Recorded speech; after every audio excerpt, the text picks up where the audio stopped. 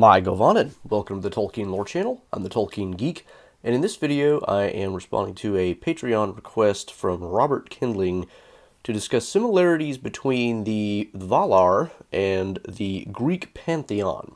And to be clear, when I say the Greek Pantheon, I'm talking about what most people think of when they mean by that, the Olympians mainly, plus Hades, who is technically not an Olympian. So I'm not going to be discussing all the various gods and demigods that don't count like among the main group because there's just way too many in Greek mythology to go there.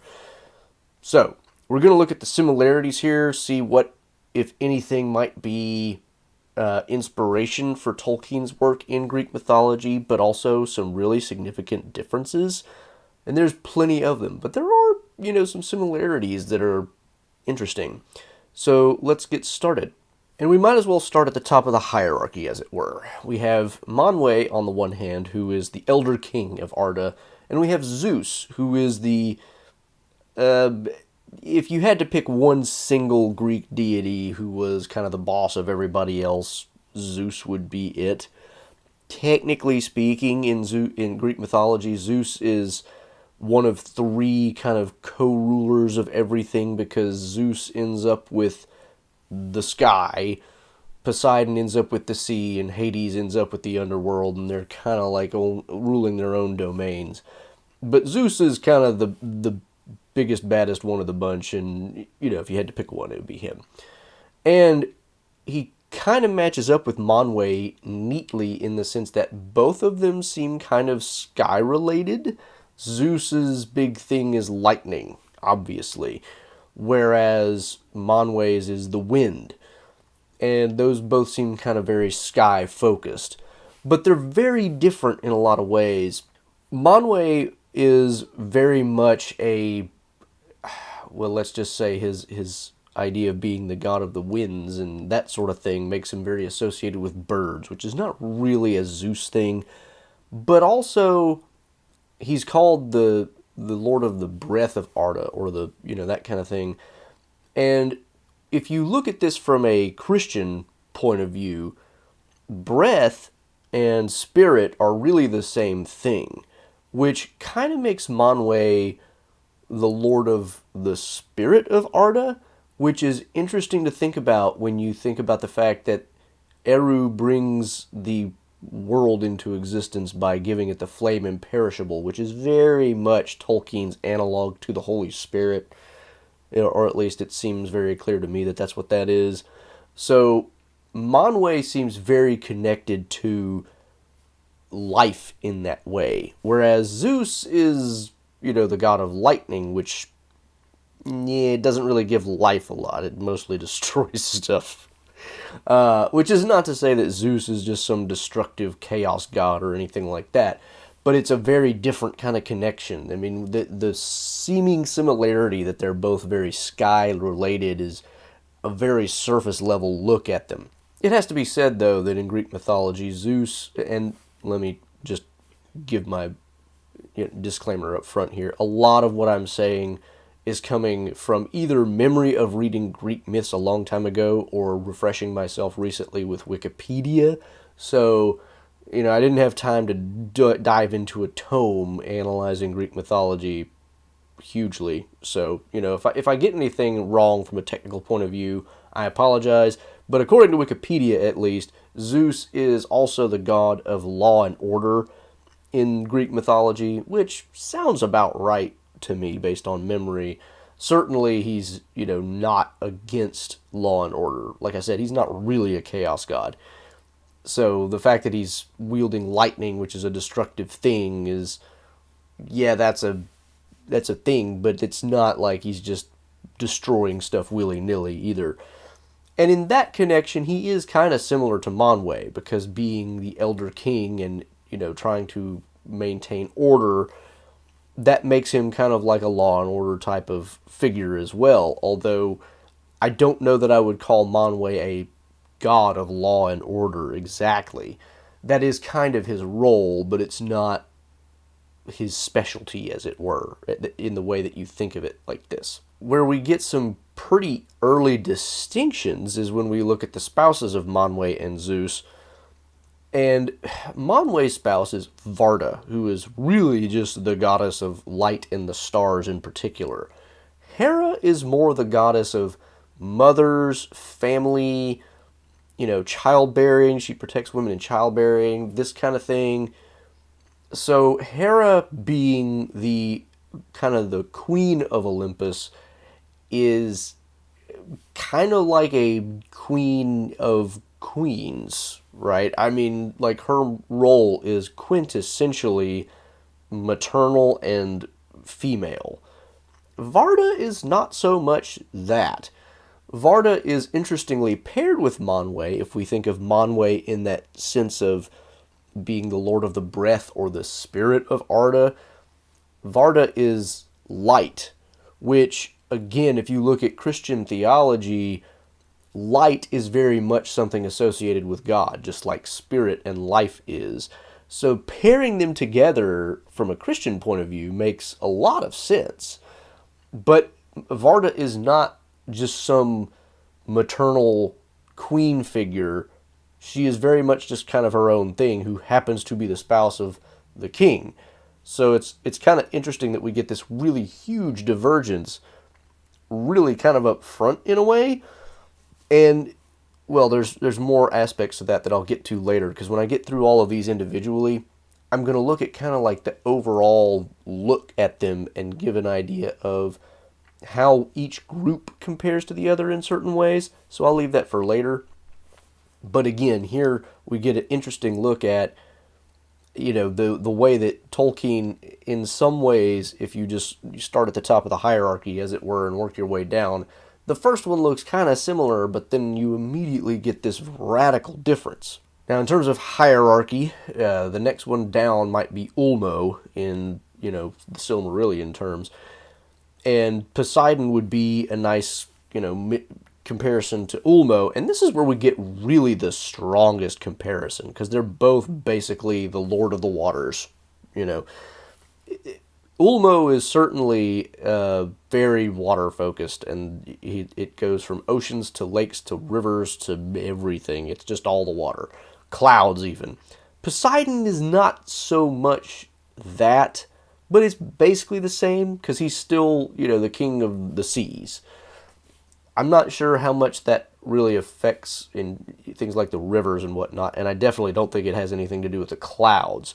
So Poseidon is more a ruler of a realm, whereas Ulmo is an elementally connected, creative force. Ulmo created, like, water was his contribution to the music of the Ainur. That was his idea. And so that includes clouds, snow, rain, anything water. So Ulmo is kind of the lord of the deeps, but that's really mainly because he created all the water. Or, water was his idea, let's say, not created in the sense of brought it out of nothing, because Eru did that ultimately. But he's the one who really came up with the idea of water, and so all water is related to Ulmo in some way or another. Not so much for Poseidon, but this is one of the closest connections that we get. And Ulmo, kind of like Poseidon, doesn't really stick around in Valinor or Olympus all the time. He's got, he stays in the seas for the most part, which is, Poseidon is kind of counted as an Olympian, I think, but he really lives more in the ocean and only really comes to Olympus when there's a reason to. And Ulmo is very similar to that. One interesting difference when I was looking at the Wikipedia page for Poseidon is that apparently he's also connected to horses for some reason. I'm not really sure I get that.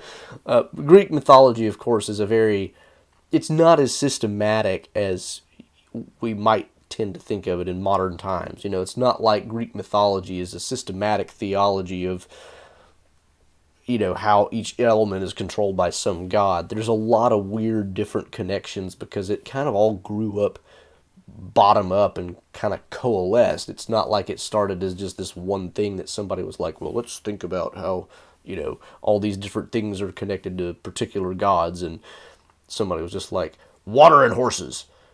No. I don't think that's how that worked. But I just found it really interesting that Ulmo, Ulmo is all about water. And Poseidon we usually think of as all about water, but then horses.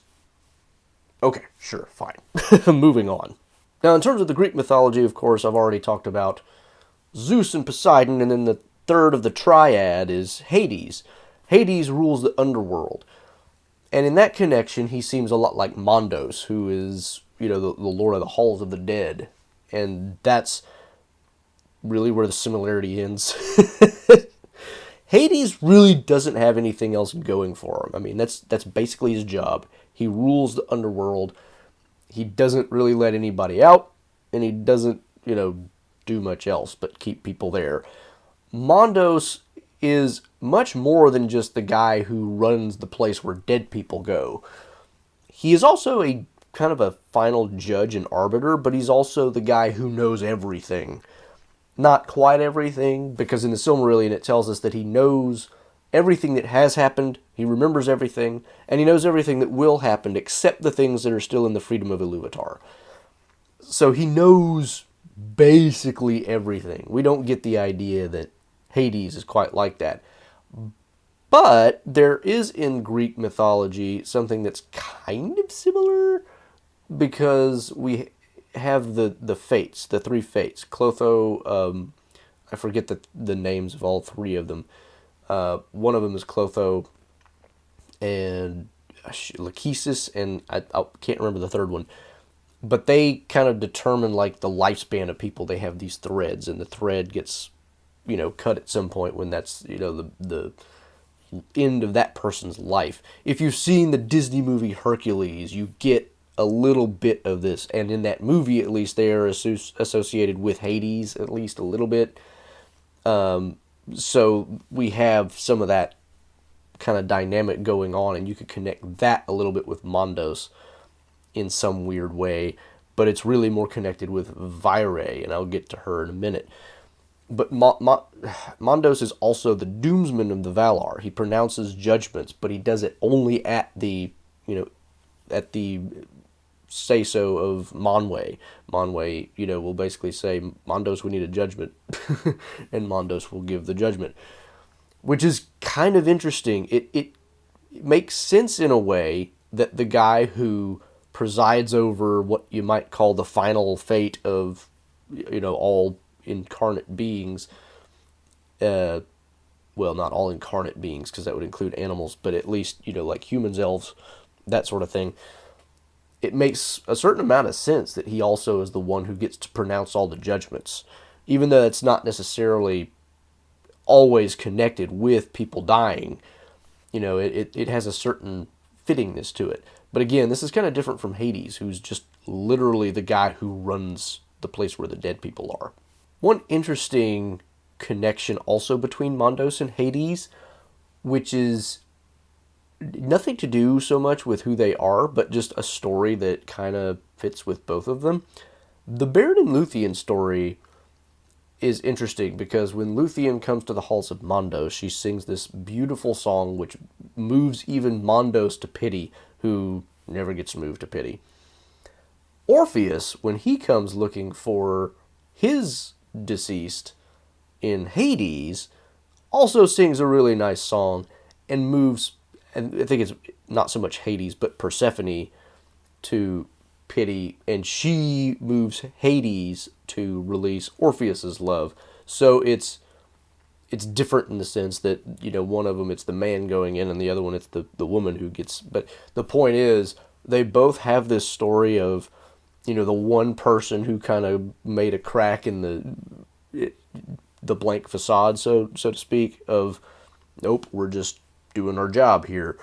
So that was kind of an interesting note to make, and I don't know how much of that would have been like a direct influence on Tolkien, but certainly it seems hard to imagine that it had no impact on the Luthien story. Alright, now it starts getting harder to really make a lot of direct connections, because the remaining Greek gods and Valar have very few direct one-to-one comparisons, at least that are really easy.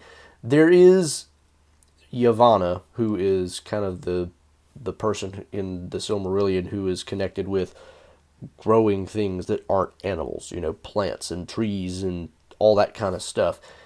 And in that regard, she is probably pretty comparable to Demeter, who is kind of the god of agriculture, the goddess of agriculture and earth, the fertility of the earth itself, that sort of thing. And so those two are pretty well connected. And that's, there's not really a whole lot else to either of them. Yavanna is a big thing in the Silmarillion because she brings forth the two trees. I don't think Demeter has anything like the stature that Yavanna has in Greek mythology, but they're at least kind of the same in that they're both focused on the same kind of stuff.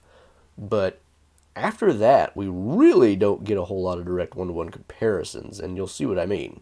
Perhaps the nearest thing to a one-to-one connection is Hestia. And Hestia is one who sometimes is not associated with the Olympians. So there's, according to Wikipedia, her and I don't remember the other one, might have been Ares, not always counted among the main gods. But Hestia is kind of the goddess of hearth and home. And there's not really a Valar who is really just directly connected to that idea. But you do get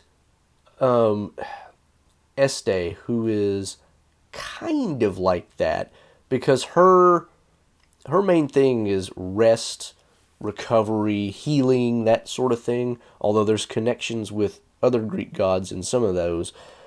But Hestia is maybe the closest thing to that, because hearth and home is very much where you do your resting and recuperating. That's, it makes a lot of sense to kind of connect those two in that way, but it's not very direct at all. So that's, kind of close, but we're starting to get really far apart here. Not that we were ever one-to-one. Aule and Hephaestus are another that are close, but again, not exactly one-to-one. The sense in which they're very directly connected is that they're both craftsmen. They make stuff. And this is kind of like the Ulmo-Poseidon comparison. Aule is really about substances. He made the stuff of Arda. Hephaestus didn't do that. In Greek mythology, Gaia, the earth, already existed before, any of these gods did. And so he's not the guy who made everything. And I will say there is a certain amount of similarity in terms of their attitude, I guess you might say. Hephaestus seems to have been a fairly up and up god as far as the Greek gods go. The Greek gods are famously very fickle and, envious and mean and just... Hephaestus at least seems to have been kind of on the up and up, in terms of there's a story where he actually tries to tell Zeus about him being cheated on, or he confronts Zeus about him cheating on Hera. I forget which it is. So there's a sense in which he's kind of like fighting for the right side in a dispute. And Aule has something similar going on in his creation of the dwarves, where he kind of lets his own impatience run away with him. But when Iluvatar kind of confronts him about it, he's like, you're right, I'm sorry, I'll take that back. So there's kind of a connection there, maybe in a way, but it's really, really loose. And again, Aule being like Hephaestus, mainly about crafting things, for Aule, that's kind of secondary to the fact that he's all about the physical substance. It's not so much that he's a craftsman and therefore he likes substances. No, he built all the substances, and that's why he's into crafts. Hephaestus is just all about the crafts, really. But Hephaestus is also the god of volcanoes, which is why, in like Latin, he's Vulcan. So, but that's a very particular thing, whereas Aule is all about, like rocks, gems, earth, all of it. It's like it's all Aules. Hephaestus is just about the volcano, which, if you think about it, makes him specifically connected because it's kind of a forge, which might be more of a Sauron connection. But we'll just look over that for a moment. All right, now we're definitely out of direct comparison territory here. We have some others that are similar, and coming back to Virae, like I mentioned, we have her, and she is basically a seamstress. She is weaving the web of the story of Arda constantly. She's basically writing the history of it in a tapestry, which goes on the halls of Mondos. And that's where she kind of gets the connection with the fates that I mentioned earlier. But there's really no Greek god that directly matches up with this. It's just not a thing. And, another example of this would be Tulkas. Tulkas is, he's the guy who's the strongest and does the biggest deeds of prowess, and that's, he's also a happy wrestler. The closest comparison you can get really with him is Ares, who is the god of war, but Ares is just a mean, brutal dude. He is not a happy wrestler, and he's really more about just war outright. He's got a lot of bloodlust, which is why he ends up being a villain in a lot of DC comics. Ares is also kind of comparable to Eonwe, who is said to be, no one in Arda is greater in might of arms than Eonwe. Orome also has some kind of connection to Ares, because Orome is kind of like the cavalry of the Valar. I mean, he goes back to Middle Earth before the elves arrive, and he's constantly kind of making war on the monsters of Morgoth. And Orome is kind of warlike, although he's not really inherently a warlike, Vala. That's, he's one of the closest things to that. So, I mean, we got a lot of, different kinds of connections here between these different Valar and, Ares. Orome is also all about trees and hunting and that sort of thing. And in that regard, he is kind of like Artemis, who is the goddess of the hunt, but Artemis is also associated with deer and purity and that sort of thing, and that seems a little bit more like Nessa, who is a runner and kind of associated with animals. And so again, we're starting to get into this territory where you can point to one thing here and one thing there, but there's connections to all these different characters for one character on one side, and it gets, really interesting to look at some of that. We also have Nienna, who is basically the Vala of sorrow and grief and pity.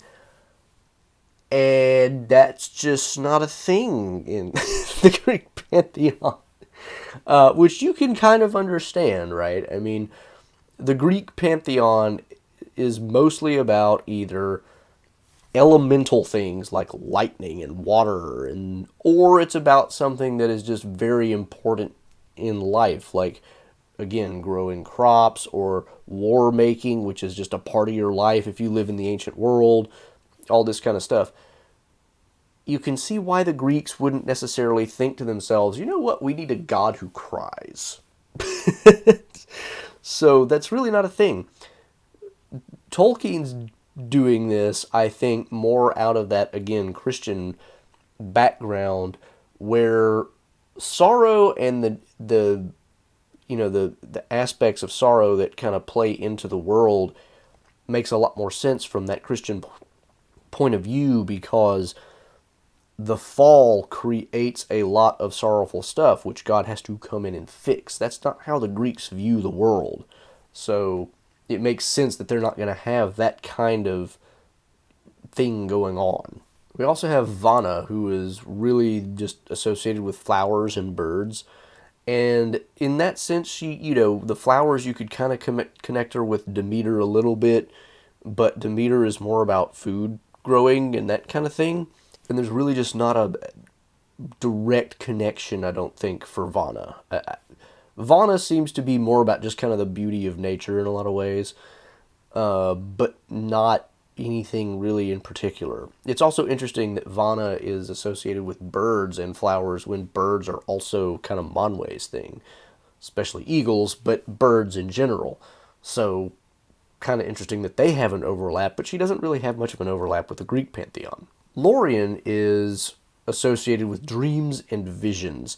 The closest thing you can come to with this in the Greek pantheon would be Apollo, who is the god of the sun, but also the god of prophecy. He's also associated with archery, music, dance, light, poetry. Apollo has a lot of different connections. And his connection with poetry makes him kind of like Manwe in a way. His connection with prophecy is what kind of connects him with Lorien, because visions and dreams can be associated with the idea of prophetic foretelling and that sort of thing, but it's not necessarily the same thing. It can be that the visions and dreams are just something to encourage you in the moment. So that's, not necessarily the same thing, but it's at least a sort of connection. Also, interestingly, the Valar have no, major characters for the sun and the moon. And by the way, Artemis, I mentioned earlier, is connected with the moon because they end up, the stars are connected with Varda, but the sun and moon are like lesser sub things that weren't really meant to be from the start. And so they get handed off to, Maiar, who are the lesser sort of demigods. And of course, that would be Aryan and Tilion. And those, are connected kind of in that way to Apollo and Artemis. But, again, it shows kind of the difference in how Tolkien is setting things up. The Greeks, of course, would look at the sun and the moon, and they're these big bright lights in the sky. Of course, they're important, right? Well, Tolkien's like, forget that. The stars are prettier. And so they're the main thing, and not so much the sun and the moon. They come later, and they're less important. So, again, it's about how you tell the myth. Athena in Greek mythology is the kind of the goddess of wisdom, which would be kind of a Manwe thing, maybe. But she's also the goddess of warfare, which is more of a, kind of a Tulkas / Eonwe / Orome thing. She is also connected with handicraft, kind of like Hephaestus, but not exactly the same. Hephaestus is more smithing.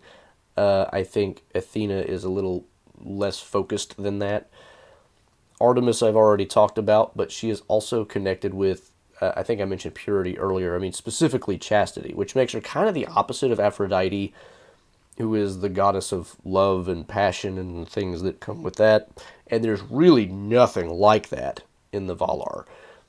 And again, you can see why. Again, the Greeks are looking at stuff and going, we've got these really basic things that are just part of life. We got to connect them to deities somehow.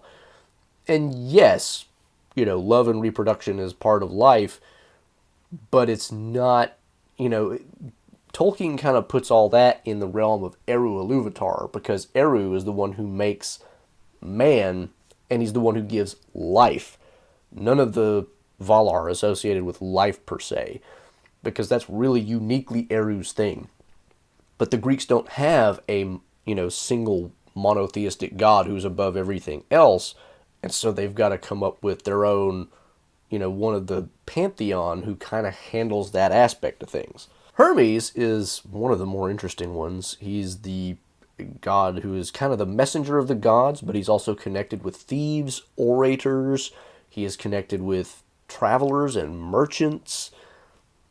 He's kind of a grab bag in a lot of ways, but it's the one thing they kind of all have in common is that they can trick you. And Hermes is a bit of a trickster. Orators can trick you with their flowery language. Merchants can trick you by, putting their thumb on the scale. The thieves, all this sort of thing. Hermes is kind of the trickster god a little bit. And there really isn't one of those in the Valar. You might associate him with Morgoth in that sense because of the dishonesty, I guess. But I'm not counting Morgoth. Morgoth is just the bad guy. And none of these in the Greek pantheon are really the bad guy, although they all have their problems. But Hermes is just, in one way, his sort of playfulness, and a lot of it is kind of playfulness, you could almost connect with Tulkas because he's the one who's just kind of happy-go-lucky, but it's really not the same thing. I think I forgot to mention Nessa, who is the spouse of Orome and associated with running and deer. And in this regard, she is kind of like Artemis, but not specifically exactly. So there's a little bit of a disconnect there. And it kind of makes sense that she's paired with Orome because he likes to hunt and he likes woods. So, they kind of go together well in a almost incompatible sort of way. But yeah, her closest connection in the Greek pantheon would be Artemis, but that's, and it, between the two of them, Orome and Nessa, they actually fill up a lot of Artemis's, sphere, so to speak, but like I said, in kind of a weirdly incompatible way. Orome likes hunting, Nessa likes the things that are hunted. Artemis is kind of both, which is kind of weird. Finally, we get to Dionysius, and this might have been the other one who was sometimes in, sometimes out of the Olympians. Dionysius is interesting. A lot of the time what we think of in terms of him, and he's also called Bacchus, so if you're not familiar with one name, you might know the other. We tend to think of him mainly as like the god of wine and lots of imbibing of wine. But he's also connected with religious ecstasy, fertility, festivity, orchards and fruit, and in this way he's kind of connected to Yavanna a little bit, but he's also connected with insanity and theater. And you can kind of see how all these things go together. Like, wine can make you a little crazy, and the theater, actors can be crazy. There's not exactly a stereotype, but there's an idea going way back that actors are, a little kooky, and actors have always, for the most part, up until very recent times, actually been kind of looked down on as a different, and not so, honorable profession. I don't know if that's really the case in the Greek, culture, but, there's certainly some idea of connection between all of these things a little bit. The fertility and the fruits and orchards, of course, are what lead to wine, and the wine and the drunkenness is kind of what's connected to the religious ecstasy, insanity, and all this other stuff. But there's really nothing like this in the Valar. The closest thing maybe you could think of would be Lorien because of the visions and dreams. But again, that's really loose. So I think that pretty much covers everybody. And again, like I said earlier, I'm going to talk about kind of a general overview look at this. The interesting thing here is that on the one hand, they seem like they ought to be very similar because both groups, seem to have this focus on, kind of accounting for all things in creation, right? But they're also very different in how they go about that. And on the one hand, Tolkien almost seems more focused on the elemental, even though it seems like that would be more of a Greek thing. Because, like I mentioned with Aule and Ulmo versus Hephaestus and Poseidon, those two in the Valar are very connected to the actual substance, the stuff, the water and the physical things in the earth, whereas Poseidon and Hephaestus are really more just like, I rule over the realm that is the seas, and Hephaestus is just really the craftsman, but also associated with volcanoes. But on the other hand, there's things about the Valar that are not really all that elemental. The stars are not exactly elemental. Dreams and visions are not exactly elemental. They're not just accounting for the things that make up the world. And in some ways, the Greek pantheon does that a little bit more. So, like lightning is a much more elemental thing in one way than the wind. Because the wind is just kind of like stuff moving. The wind is not really any different than the air. So, in what way is Manwë really about anything in particular? It's kind of weird. Zeus, though, when in the ancient world at least, lightning was seen as this thing, and it was a very much an elemental thing that you would worry about and hope to goodness that Zeus wasn't going to strike you down with. But, there's differences in how both groups handle some of that stuff, but both of them diverge off of the elemental stuff. They both have, connections with things that grow out of the ground. They both have, people who rule the houses of the dead, and they both have, rulers who kind of are over all the rest of them. But the Greeks don't have one for the stars like Varda. They don't have, somebody like Tulkas who is all about strength but isn't about war. Ares is just about war, not so much strength itself. Tulkas in that way is kind of more like Hercules, who's just literally famous for his strength and in, especially bare hand combat. Whereas that's, Hercules is a demigod in the Greek mythology and doesn't really end up in the Pantheon. He ends up in Olympus, but only as an afterthought after he's gone through all of his earthly life. So it's really interesting to compare and contrast because they both do similar things in that they both kind of try to cover the elemental aspects, but also diverge from that in a lot of ways. Like I said, though, the Greeks, they really seem to be focused on accounting for the things that make up the world and life in general. So, Aphrodite is the goddess of love, beauty, and, reproduction, let's just say. Whereas that's not really the case in the Valar, because the Valar don't have that. Because, again, some stuff is handled purely by Eru Ilúvatar alone. And the Valar, therefore, seem more like they're accounting for, the things that make up the world, but also you have, like Lorien, who is kind of in charge of dreams and visions. You have Vire, who is just kind of recording everything, and then you have Nienna, who's just sad about everything. And they all play their roles, although it's not clear what role exactly Nienna plays, it has to be said, other than in maybe teaching other people, like, say, Gandalf when he's Olorin, about pity. And in that way, the perspective of the Valar is a very different kind of thing. It's not just about how do we explain life.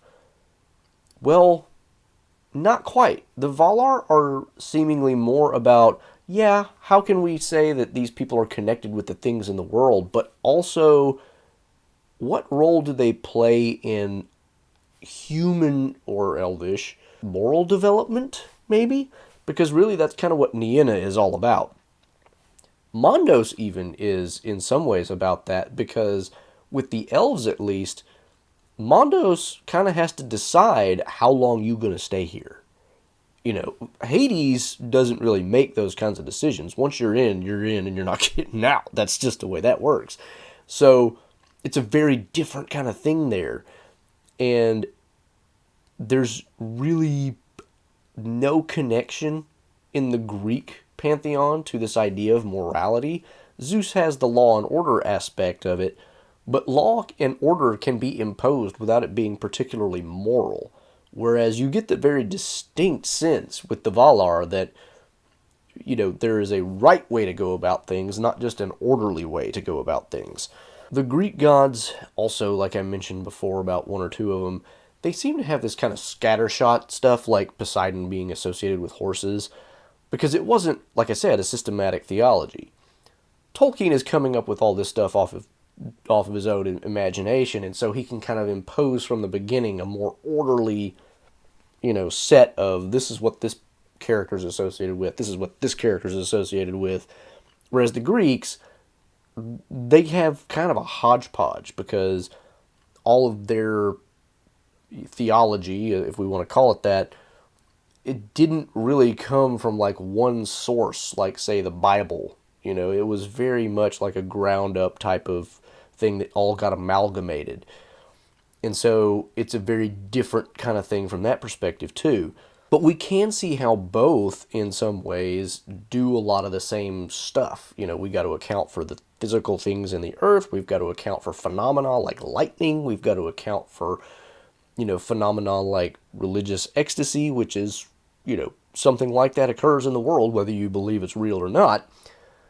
And you have to account for all these things, and it's the Greek idea of it was, well, let's see, this is really important, and it happens. We have to explain it.